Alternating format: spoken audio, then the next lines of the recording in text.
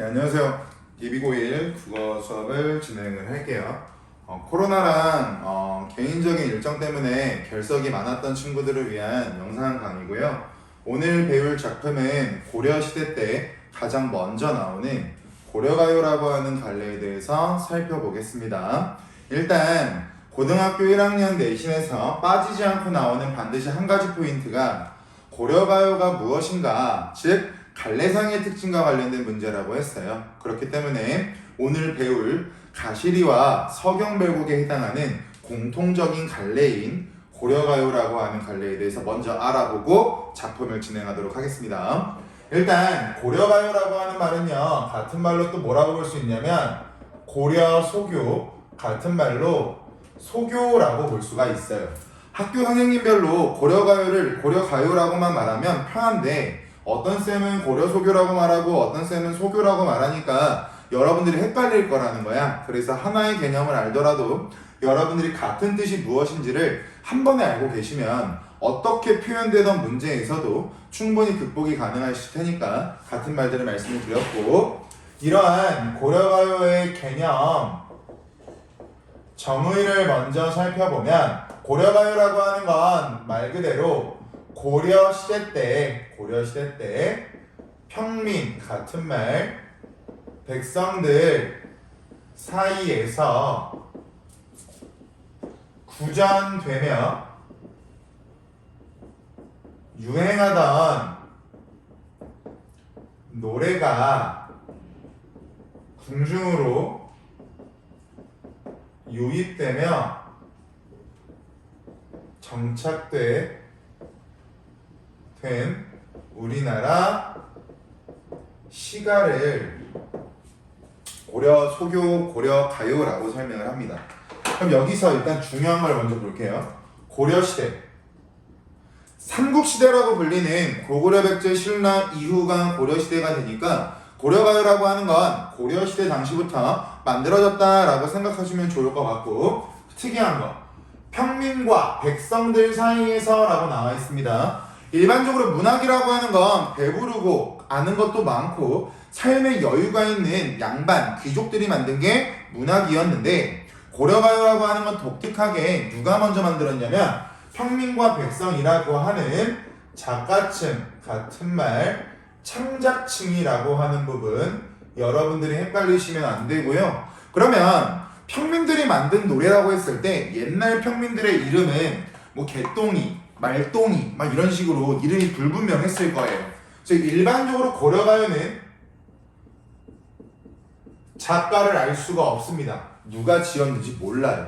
그 이유 중에 한 가지 더를 생각해보면 뭐냐면 구전이라고 하는 말은 입에서 입으로 전해지다라고 하는 말을 구전이라고 설명을 해요. 그러면 사람이 100명이 있다라고 가정을 했을 때 고려가요를 가장 먼저 부른 사람이 부른 노래가 두 번째, 세 번째, 네 번째까지 퍼지고 마지막 100번째 사람한테 갈 때는 이 노래가 누가 불렀지? 누가 지은 거지? 라는 물음표가 생길 거라고. 그렇기 때문에 항상 고려가요는 작가를 알 수가 없다. 그리고 이 구전이라고 하는 말을 같은 말로 뭐라고 말하냐면 입에서 입으로 전달되는 문학이다 라고 해서 구비문학이라고도 설명하니까 같은 뜻이라고 알고 계시면 돼요. 이어서 갈게요. 유행하던 노래가 궁중으로 유입되며 우리나라에 정착한 시가를 고려가요라고 했는데, 여기 가장 중요한 포인트가 여기에요. 궁중으로 유입되며 정착된 우리나라 시가. 그러면 임금이 살고 있는 궁중으로 유입되면서 내용이 추가가 되거나 삭제가 되는 개작이라고 하는 개작의 과정이 발생할 수밖에 없어. 그러면 개작의 과정이 발생했다라고 하는 건 작품의 원래 의미와 무관, 같은 말, 연관성이 낮은 부분이 존재한다라고 생각하시면 되겠죠. 생각해보세요. 나는 남녀간의 애정, 남녀간의 사랑을 노래하고 있는데 궁중으로 유입이 되면서 임금님께서 그 이야기를 듣기에는 조금은 거북할 수도 있고 조금은 낯설 수도 있을 거야. 그렇기 때문에 평민들이 부르던 노래를 그대로 흥중으로 유입됐을 때 발생할 수 있는 문제점을 해소하고자 내용이 추가가 되거나 삭제를 하는 개작의 과정이라는 게 일어나게 되었다라고 알고 계시면 돼요. 그리고 정착되었다라고 했는데 무엇으로 정착됐냐면 문자로 정착되었을 거고 문자로 정착되었기 때문에 오늘날까지 이어져 내려온다라고 기억하고 계시면 좋을 것 같습니다. 그리고 위에 한 가지 더 정리할게요. 백성들이 부르던 노래라고 하는 부분 때문에 얘를 뭐라고 하냐면 얘들아 민요라고 설명해. 민요. 글자를 쪼개면 암기 부담이 줄어든다라고 했습니다. 이 민이라고 하는 글자는요 백성이에요. 평민. 요라고 하는 글자는 노래야. 따라서 백성들이 부르던 노래라고 하는 키워드가 나오면 민요적이다 라고 하는 고려가요의 성격을 기억하고 계시면 좋을 것 같습니다. 이러한 고려가요는 내용상의 특징이 조금 일정한데 평민들이 불렀으니까 일상생활에 대해서 노래하는 게 일반적이고요. 그리고 남녀간의 애정에 대해서도 이야기하는 게 일반적이었고요. 독특하게나마 자연 친화, 즉 나 자연으로 돌아갈래 와 같은 자연 친화적인 성격을 다루고 있는 고려가요도 존재했습니다. 이러한 고려가요의 형식상의 특징에 대해서 여러분들이 반드시 알고 계셔야 되고 이 형식상의 특징이 매년 빠지지 않고 나오는 시험 문제 지뢰밭이라고 보시면 좋을 것 같아요. 첫 번째입니다. 총 3가지 적을 거고요. 설명 들으시면 무슨 말씀인지 이해가 되실 것 같아요. 첫 번째는요. 분연체, 같은 말, 분장체, 같은 말, 분절체, 같은 말, 연장체, 그리고 마지막 한 가지 단연체. 지금 앞에 나와 있는 이 4가지는요 전부 다 같은 뜻입니다. 아까 말씀드렸죠? 학교쌤마다 사용하는 단어가 다르다.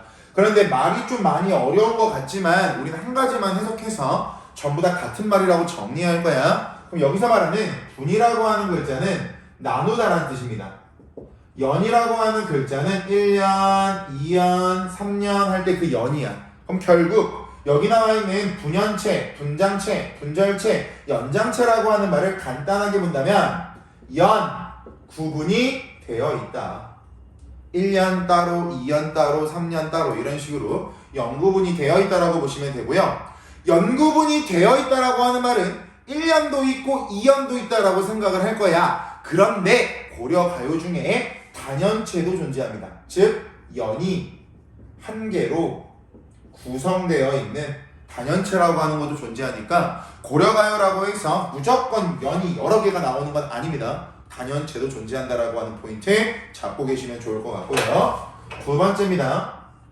음수율이라고 하는 개념과 음보라고 하는 개념에 대해서 여러분들께서 알고 계셔야 될 텐데 여기서 말하는 수라고 하는 글자는 글자 수예요.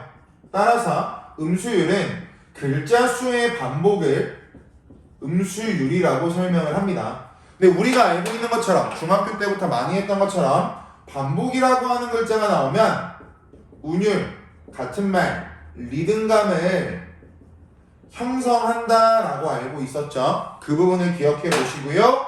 고려가요 글자 수는요 3, 2조라고 자주 나올 텐데 앞으로 얘를 공식처럼 어떻게 해석할 거냐면 세 글자, 두 글자라고 해석을 할 거예요. 따라서 3, 2조라고 하는 건 세 글자, 두 글자의 글자 수의 반복이다 라고 기억하고 계시면 좋을 것 같습니다. 그럼 예를 들어 볼까요? 만약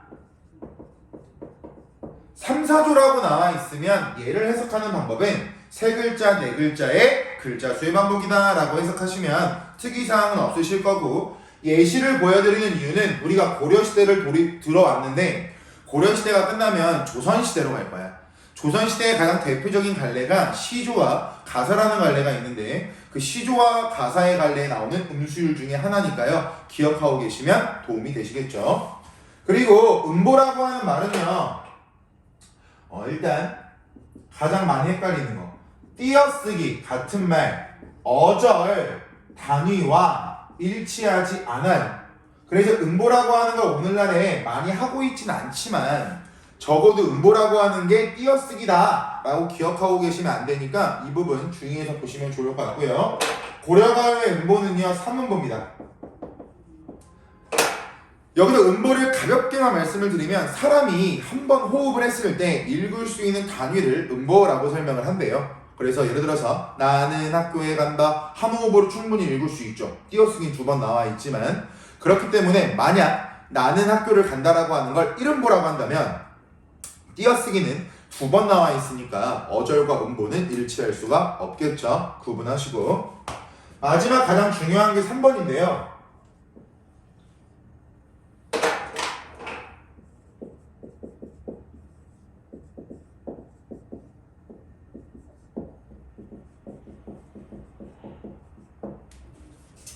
여음구, 조음구, 후렴구 가장 많이 나오는 명칭 중에 하나입니다. 일단 여라고 하는 글자는 남다란 뜻이고요.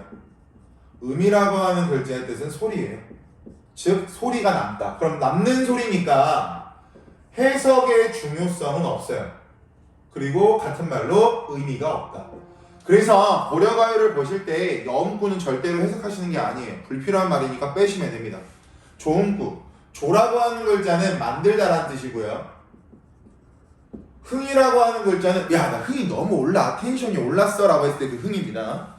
조음구라고 하는 건 말 그대로 흥을 만드는 구절이 되겠죠. 마지막에 후렴구라고 하는 건 우리 요즘 현대 가요 같은 거 들을 때 마지막에 일정하게 반복되는 부분들 있죠. 사비라는 말을 사용하기도 하는데 그 사비에 해당하는 부분이 후렴구인데요. 이 3번이 왜 중요하냐면 아까 제가 고려가요 정의 말씀드릴 때 궁중으로 유입되며 우리나라에 정착했다라고 하는 이 부분이 중요하다라고 했죠. 이게 바로 3번 항목이 계작의 증거예요. 계작의 증거. 예를 들어볼게요. A라고 하는 왕국이 있었어요. 그리고 백성들이 이렇게 살고 있는데 여기에 개똥이, 말똥이 막 사람들이 살고 있었어요. 이렇게. 그래서 이 A라고 하는 사람이 고려가요를 만들어서 주변으로 이렇게 퍼뜨렸다고 가정을 해볼게. 그러면 이렇게 퍼뜨리기 시작하면 이 A 왕국은 A라고 하는 노래가 유행처럼 퍼질 거야. 그럼 이 A가 유행처럼 퍼진다면 고려가요다라고 볼 수가 있겠죠. 그런데 이 임금님을 모시고 있던 신하가 잠깐 백성들이 뭐하고 있는지 나왔더니 요즘 사람들이 이 A라고 하는 노래를 부르고 있는 거지. 그러니까 신하가 임금님 요즘에는 사람들이 A라고 하는 노래를 불러요 라고 말하면서 보고를 드리는데 만약 가장 먼저 이 A라고 하는 노래를 만든 이 네모라는 사람이 너무 나라가 개판 같아서 너무 나라가 그지 같아서 임금님을 욕하는 내용을 조금 섞었다고 생각을 해보자고. 그러면 임금님을 욕하는 내용을 조금 섞었다면 신하의 입장에서는 그 말을 그대로 전달할 수가 없었을 거예요. 왜? 자기 목숨이 끝날 수 있으니까. 그렇기 때문에 신하는 궁중으로 이 고려가요를 가지고 들어가면서 아까 말했던 것처럼 내용을 추가하고 삭제하는 계작이라고 하는 과정이 반드시 만들어질 수밖에 없는데 그 계작의 증거가 3번이 된다. 그래서 여음구와 조음구가 반복되면 당연히 운율을 형성한다라고 하는 포인트는 특이사항이 없을 거고요. 가장 어렵고 많이 생각해야 되는 후렴구야. 후렴구는 일단 반복되니까 운율을 형성할 거야. 그리고 후렴구는 연이 끝날 때마다 나오기 때문에 연 구분하는 기능을 할 거고, 세 번째는 연이 끝날 때마다 나오니까 형태상, 구성상 안정감과 통일감을 줄 거야. 마지막 네 번째가 굉장히 중요한데 우리가 일반적으로 공부할 때 반복이라는 글자가 사용되면 의미강조, 주제강조라고 했잖아요. 그런데 고려가요의 후렴구는요 절대로 의미강조와 주제강조의 역할이 없습니다. 왜? 추가된 거니까. 따라서 후렴구의 4번 작품의 전체적인 분위기, 정서, 주제, 의미와 연관성이 떨어진다. 4번 항목이 제일 중요한 부분입니다. 그래서 내용과 연관성을 가지고 있다라고 하는 구절이 나오면 고려 가요에서는 전부 다 틀린 게 돼버리니까 여러분들께서 정확히 잡고 계시면 좋을 것 같습니다. 오늘 배울 첫 번째 작품 가실이라고 하는 작품을 볼 텐데 오른 날개 보세요. 작품 개관. 갈래 고려가요 성격 서정적이라고 나와있죠. 서정적이라고 하는 글자의 의미가 아직까지 안 잡히신 분은요, 서라는 글자와 정이라는 글자의 위치를 바꿔보세요. 정서라고 할 거야. 감정이 드러난다. 민요적이다라고 하는 건 백성이 불렀으니까 민요적일 수밖에 없을 거고요. 전통적 동그라미, 그리고 여성적 동그라미. 이 가실이라고 하는 작품에서 자주 나오는 내용이 뭐냐면 전통적 여인상이야. 그럼 우리나라 전통적인 여인상은 어떤 모습이었냐면 체념, 순종, 인고, 인내, 소극과 같이 오늘날 여성상과는 조금 다른 모습을 보입니다. 예를 들어서 남자친구가 자기한테 헤어지자라고 말했어. 근데 자기가 전통적인 여인상의 모습을 가지고 있는 사람이라면 알겠어요. 제가 당신을 영원히 기다릴 테니까 가세요. 슬프지만 참아볼게요. 고통을 자기가 가지고 온다고. 그런데 오늘날 현대 여성들은 일반적으로 그렇지 않죠. 걸어. 또는 야 꺼져 내가 찬 거야 라고 반박을 할 거야. 그렇기 때문에 전통적인 여인상이라고 하는 게 시험 문제에 나올 수밖에 없는 포인트 중에 하나니까 기억하고 계시면 좋겠죠. 형식 4연 연구분 돼 있네요. 분연체, 분장체, 분절체, 연장체. 오른쪽 보시면 분연체라고 나와 있어요. 그리고 3, 3, 2조 3음보 아까 봤죠? 글자 수의 반복과 음보율. 주제, 이별의 정한, 특징, 반복법. 2번 밑줄, 간결하고 소박. 그럼 얘들아, 간결하고 소박한 시어를 사용하는 이유는 창작층이 누구니까? 평민이니까. 양반들은 배운 게 많으니까 한자어를 쓸 거고 백성들은 배운 게 없으니까 일상생활에서 사용하는 일상어를 쓸 거고 평민들이 사용하는 평민어를 쓰겠죠. 그 부분을 기억하고 계시면 좋습니다. 본문 볼게요. 가실이 있고 나는. 그런데 여기는 첫 번째 줄은 제가 잠깐만 적을게요.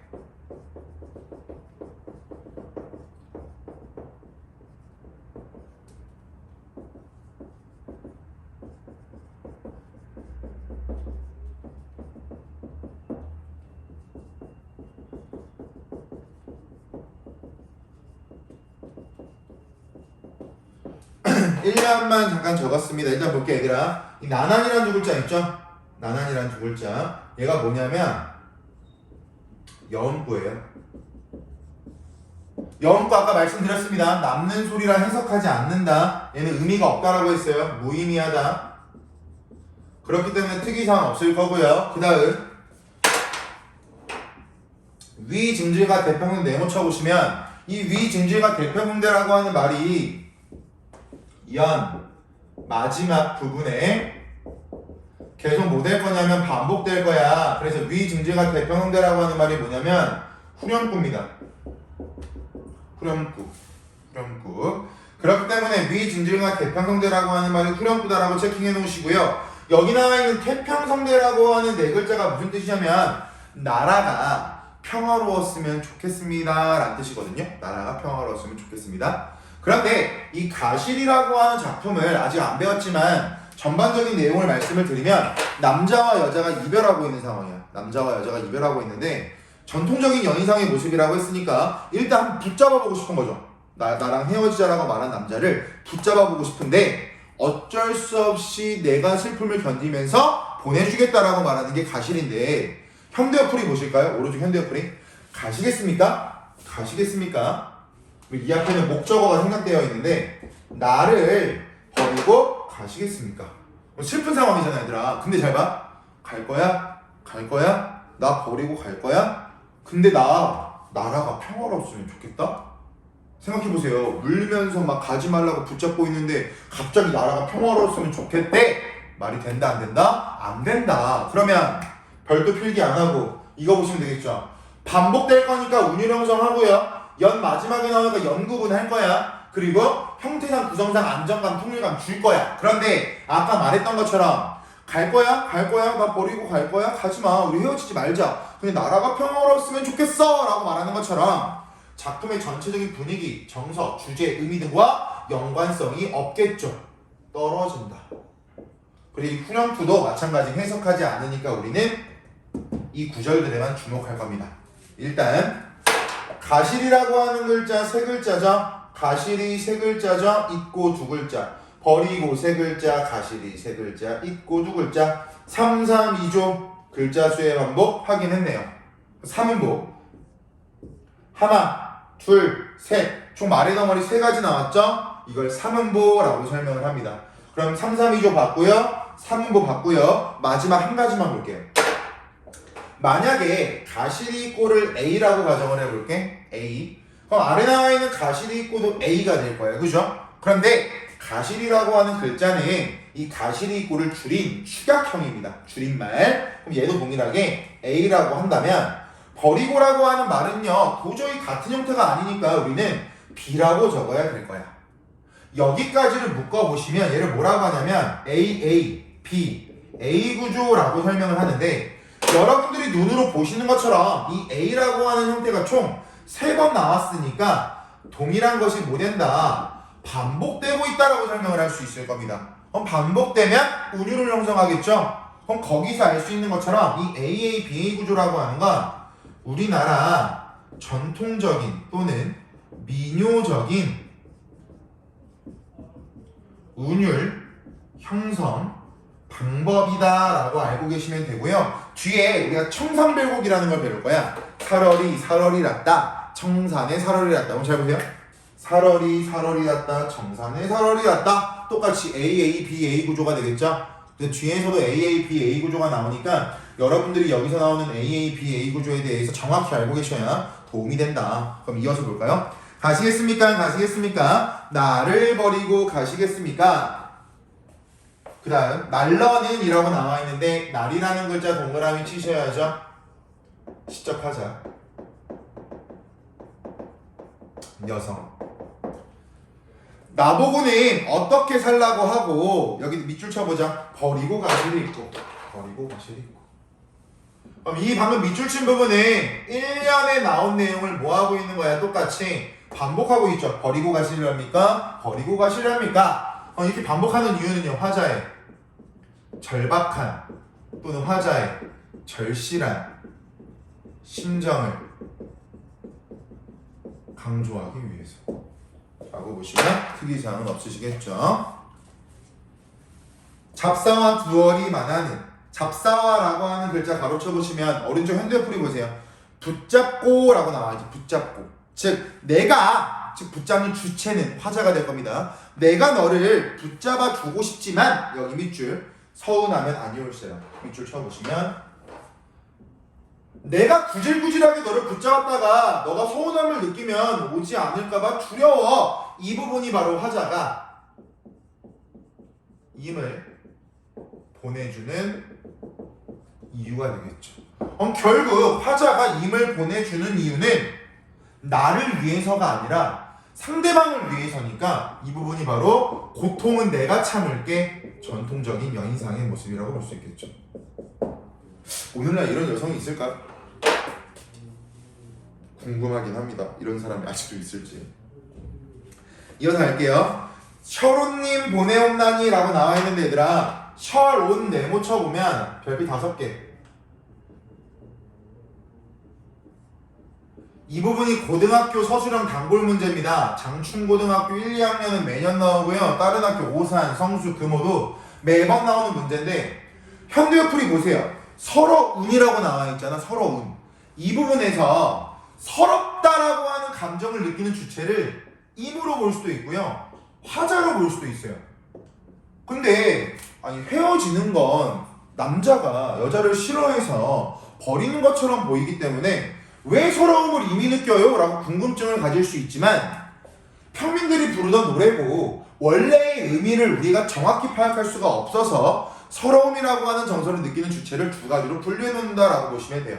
그래서 보시면 만약 서러움의 주체를 임이라고 한다면 이별을 서러워하는 임이라고 해석해야 맞는 말이고 화자를 주체로 본다면 나를 서럽게 하는 임이라고 해석을 해야 되는데 일반적으로 화자가 견디니까 두 번째 걸로 해석하긴 하지만 서러움이라고 하는 얘가 서술형으로 자주 나오니까 여러분들께서는 반드시 알고 계시면 좋을 것 같습니다. 서러워하는 님 보내드리니까 여기 밑줄 가시는 듯 도시오셔죠. 가시자마자 돌아오세요. 왜? 나는 뭐 할 거니까 너를 기다릴 거니까. 기다림의 태도. 2번 전통적인 여인상은요 자신의 속마음을 노출하는 것을 꺼려요. 왜? 소극적이니까. 그럴 때 이 전체적인 부분에서 전통적인 여인상의 모습이 나타난다. 맞는 말이야. 하지만 한 부분에서만큼은 자기 자신의 속마음을 노출시키는 부분이 있습니다. 바로 여기가 거기에요. 소망 또는 재회에 대한 기대 또는 희망을 죄송합니다. 다시 할게요. 소망이란 글자를 꺼내면 안 되는데 미안해. 재회에 대한 소망 또는 정서를 직접적으로 같은 말 직설적으로 표출하고 있다. 재회에 대한 소망과 정서를 직설적으로 표출하고 있다. 이 부분이 전통적인 여인상과는 조금 다른 모습이긴 하지만 전체적으로 봤을 때 전통적인 여인상이 나타나니까 가시리에서는 전통적 여인상이라고 평가를 받는 거고 마지막 이 한 구절에서 유일하게 자신의 마음을 적극적으로 오픈하는 부분이 나오기 때문에 그 부분에 대해서 시험 문제에 자주 물어봐요. 전체적인 내용과는 조금 연관성이 떨어지는 것처럼 보이지만 결국에는 자신의 속마음을 표현할 수 있다라고 하는 것도 일부에서 활용되는 부분이니 여러분들이 거기까지는 알고 계시면 좋을 것 같습니다. 그 다음 두 번째 작품 볼게요. 서경별곡입니다. 서경별곡 오른쪽 날개 작품 개관 먼저 보시면 발레 고려가요 성격 이별의 노래 남녀상열지사. 남녀상열지사라고 하는 건 19금이 아니라 29금 30금 임금이 듣기에도 거북한 노래들 있죠. 과한 선 넘는 노래들 그런 것들을 남녀상열지사라고 평가를 해요. 형식 나와 있고요. 운율 332주의 3음보 고려가요니까요. 주제 이변의 정한이라고 나와 있고 특징 반복법과 서리법의 사용이라고 나와 있는데 서리법이라고 하는 거 체크해 보시면 서리법이라고 하는 건 형식은 의문문이지만 내용은 평서문 형태로 제시가 되어서 말하고자 하는 바를 강조할 때 쓰는 것을 서리법이라고 하고요. 저랑 수업 좀 오래 하신 분들은 제가 항상 서리법을 뭐라고 물어봐요? 답정너라고 설명합니다. 답은 정해져 있으니까 너는 대답만 하라고. 예를 들어 볼게요. 서리법의 끝판왕은 여성이라고 했죠. 남자친구랑 데이트하러 갑니다. 화장이 오늘 굉장히 잘 먹었어요. 남자친구한테 물어봅니다. A야, 나 오늘 화장 어때? 정말 화장이 어떤지 평가해달라는 게 아니라 이 답이 정해져 있잖아. 예쁘다고 말해. 넌 나한테 예쁘다고만 말해야 돼. 오늘 내가 사랑스럽다고 말해줘? 이게 답이 정해져 있을 거라고요. 그게 서리법의 대표적인 부분입니다. 또는 가난하다고 해서 사랑을 모르겠는가? 물어봤죠. 형식은 의문문입니다. 하지만 가난하다고 해서 사랑을 모르는 게 아니다 라고 이미 답이 정해져 있어. 얘를 서리법이라고 하고 가난하다라고 해서 사랑을 모르는 게 아니다 또는 가난하다고 해서 정서를 못 느끼는 게 아니다라는 말하고자 하는 말을 강조하기 위한 게 서리법이 된다. 간결하고 소박하다 아까 봤던 거니까 별도로 설명하진 않겠습니다. 내려가서 보시면 서경별곡 서경이 아질가 서경이 서울이 마르는 이라고 나와있죠. 아질가 가로쳐 보세요. 아질가 가로쳐 보시면 지금부터 제가 그 아질가는 해석을 안 할 거예요. 그 이유는 그 아질가는요 여음구니까요. 남는 소리고요. 의미가 없습니다. 의미가 없는 것을 굳이 해석할 필요는 없겠죠. 이어서 갈게요. 서경이 서울이지만은 거기서 말하는 서경이 어디냐면 얘들아 당시에 오늘날로 따지면 평양이에요. 혹시 몰라서 오늘날로 따지면 평양입니다. 서경이 서울이지만은 닭곤대라고 하는 건 오른쪽 중수한 곳이라고 나와 있는데요. 중수하다라고 하는 건 약간 도시 재개발과 같은 느낌이라고 보시면 돼요. 도시 재개발. 중수한 곳, 소성경, 즉 평양을 사랑하지만은 여기까지는 짤데기 없어요. 별 중요한 내용 아니니까 그냥 현대어풀이 정도만 눈으로 보세요. 그런데 중간에 얘들아 거기 네모 쳐봐. 위 두어령성 다른 대리. 걔가 이 작품에 뭐가 되냐면 후렴구가 돼요. 그럼 아까 가시네 할 때 후렴구를 설명했으니까 제가 별도로 설명드릴 필요는 없을 것 같고요. 한 가지만 추가하면 얘는 악기 소리를 나타내는 의성어입니다. 그리고 가시네에서 봤던 후렴구의 4가지 기능이 똑같이 적용되니까 알고 계시면 돼요. 이어서 갈게요. 여의무로 이별하기보다는, 즉 너랑 헤어지기보다는 질삼배 버리시고, 질삼배 네모 쳐보세요. 여기서 말하는 질삼배라고 하는 건 예전에 여성들이 쓰던 그 배틀을 질삼배라고 해요. 결국 이 질삼배를 통해서 화자의 성별을 짐작할 수가 있겠죠. 화자의 성별은 여성이다. 성별을 알 수 있다. 두 번째, 예전에 그 여성들은요 사회 진출이 어려웠을 거야. 그럼 생계를 유지하기 위해서는요 집에서 옷감을 만들고 있었겠죠. 따라서 얘는 여성들의 생계수단이 될 거야. 그런데 더 중요한 건 지금부터 이어서 보겠습니다. 이러한 밑줄, 질삼배를 버리시고 사랑하신다면 울면서 따라가겠습니다. 밑줄 쳐보실까요? 나 질삼배 버리고 너가 나 사랑해준다면 나 따라갈게 라고 말하고 있는 부분. 아까 어떤 가시리는요 헤어지자라고 상대방이 말했을 때 여자가 참고 버텼지만 지금 우리가 보고 있는 이 서경배곡에서는요 여자가 헤어진다라고 하는 이별을 거부하고 있죠. 따라서 얘는요 화자의 적극적인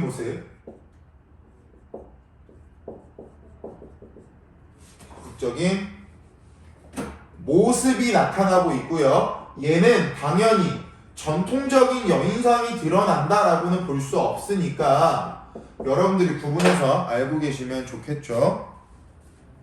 이어서 볼게요.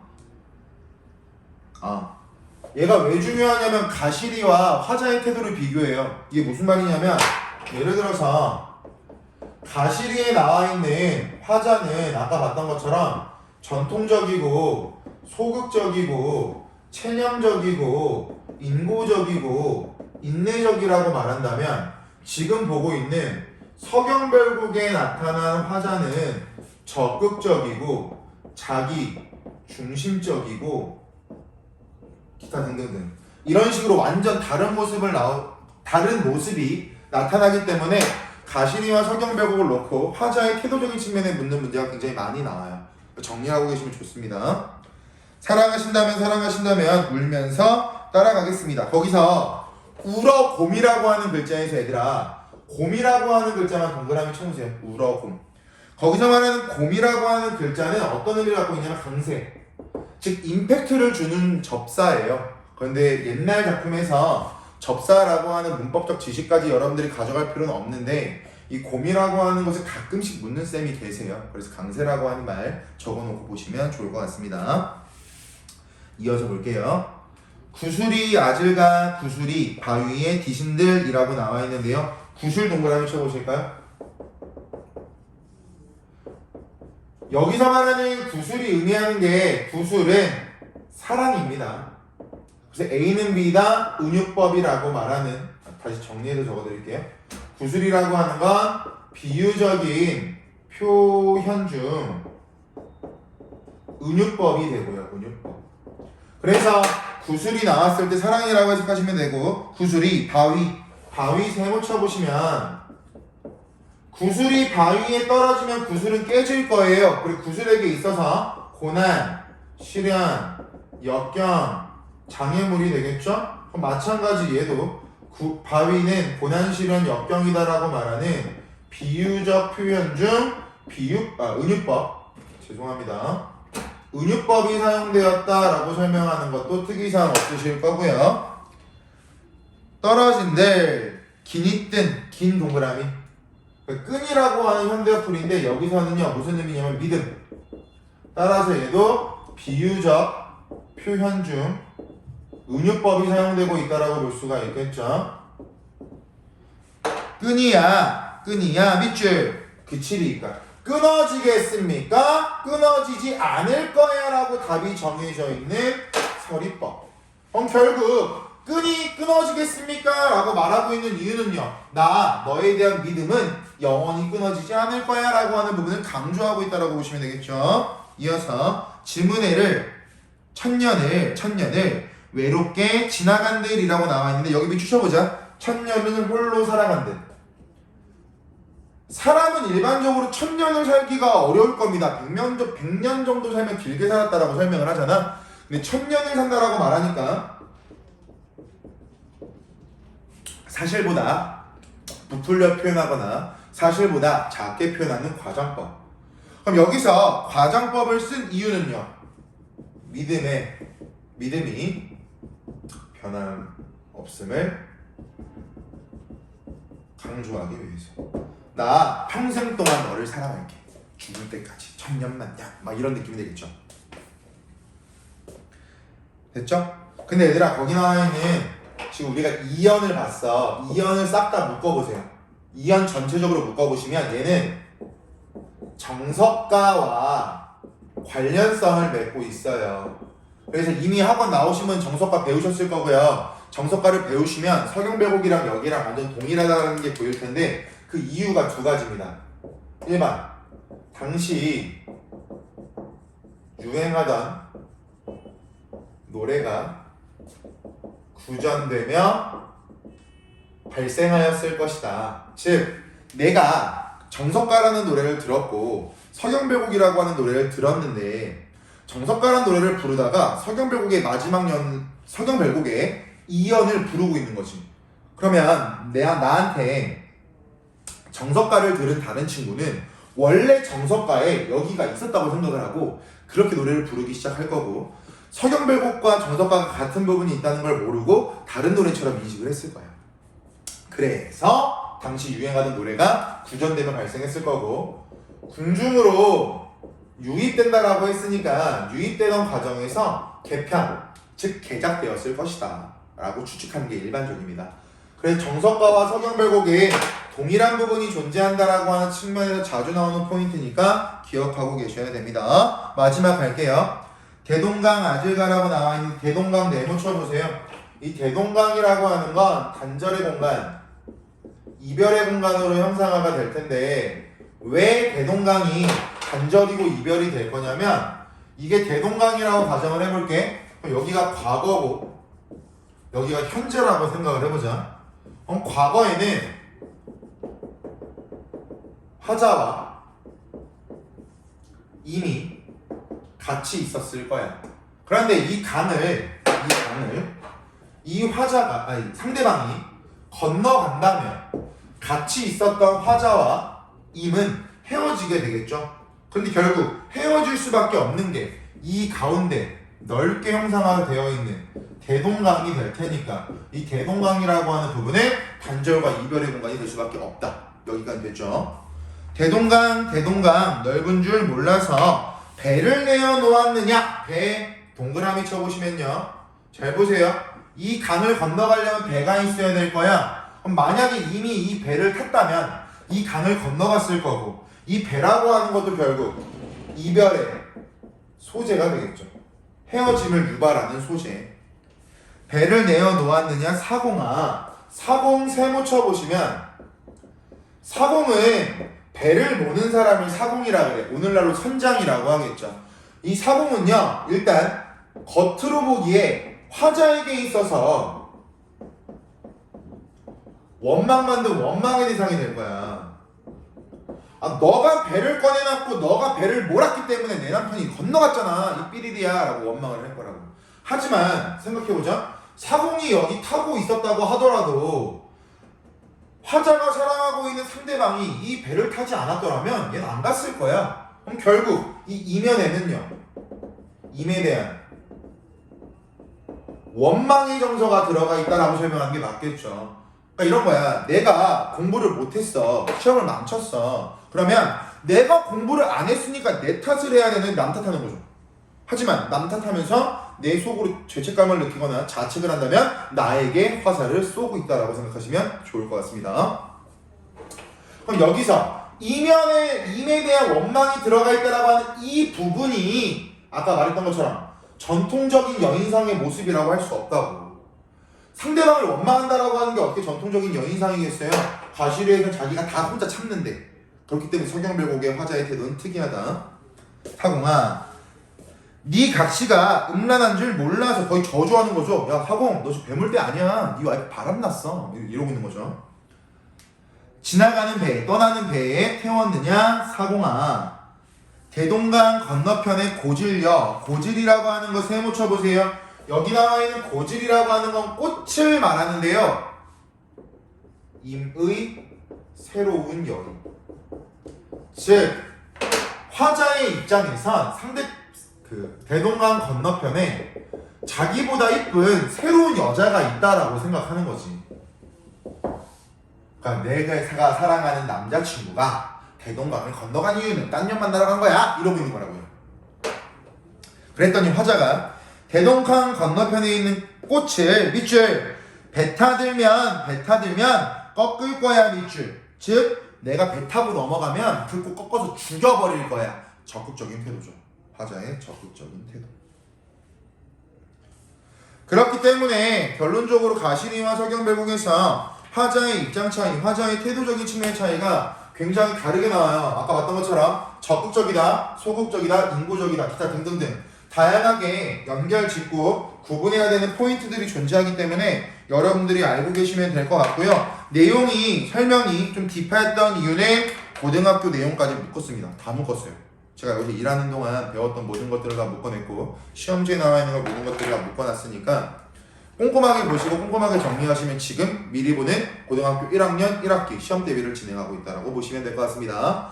이 영상을 그러니까 저랑 수업하시는 분들은 제 수업 스타일이 익숙하니까 괜찮을 텐데 제 수업 영상을 처음 보시는 분들은 어떻게 보이셨을지 모르겠지만 전 이런 사람입니다.